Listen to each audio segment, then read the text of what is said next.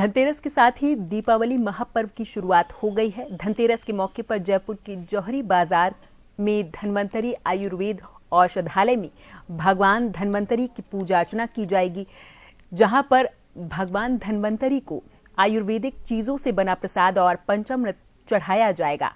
आयुर्वेदिक औषधालयों में पूजा अर्चना के बाद वैद्यों का सम्मान किया जाएगा।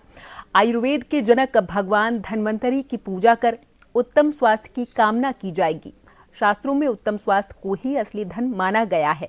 धनतेरस पर दीपावली से जुड़े सामान खरीदने की परंपरा है।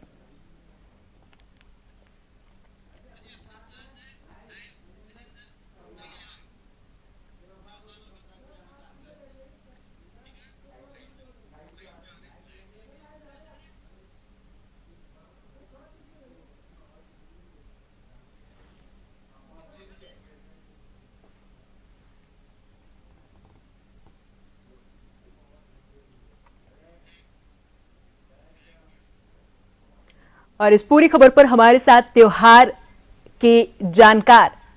परंपराओं के जानकार गजेंद्र परिहार जी लाइव जुड़ गए हैं।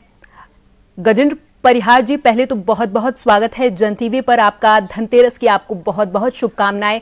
आपसे जानना चाहेंगे कि इस बार जब धनतेरस की शुरुआत हो गई है आज से और दीपावली का 5 दिवसीय त्योहार अब लगातार चलने वाला है, तो किस तरीके से इस बार दीपावली महत्वपूर्ण रहने वाली है? गजेंद्र जी।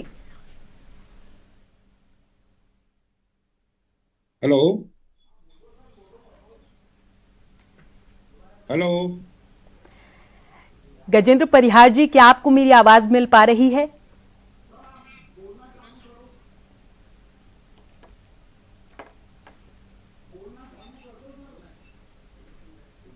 त्योहार दिवाली के त्योहार से 2 दिन पहले मनाया जाता है और ये कार्तिक कृष्ण की त्रयोदशी मतलब 13 के दिन मनाया जाता है। मावस को हमारी दिवाली मनाई जाती है। और धन्वंतरी का त्योहार जो है वो कहा जाता है कि समुद्र मंथन से भगवान धन्वंतरी का अवतार हुआ था, जो विष्णु के अवतार माने जाते हैं। और इस दिन को धन्वंतरी जो हमारे भगवान है उसको जयंती के रूप में मनाया जाता है। उनकी पूजा अर्चना की जाती है। धन धान्य से, फूल से अर्पित किए जाते हैं। और इसे हम इस त्योहार को समृद्धि, आरोग्य और शुभता का प्रतीक माना जाता है। धन का भी हमारे इस दिन लाभ होना माना जाता है। और जनरली जो आम जन है वो इस त्योहार पर नए बर्तनों की खरीद भी करते हैं और उनकी पूजा भी करते हैं। इसके साथ साथ धन्वंतरी जो थे वह आयुर्वेद के जनक भी माने जाते हैं। तो हम ये कह सकते हैं कि सबसे बड़ा धन कौन सा होता है? सबसे बड़ा धन होता है हम आरोग्य रहें।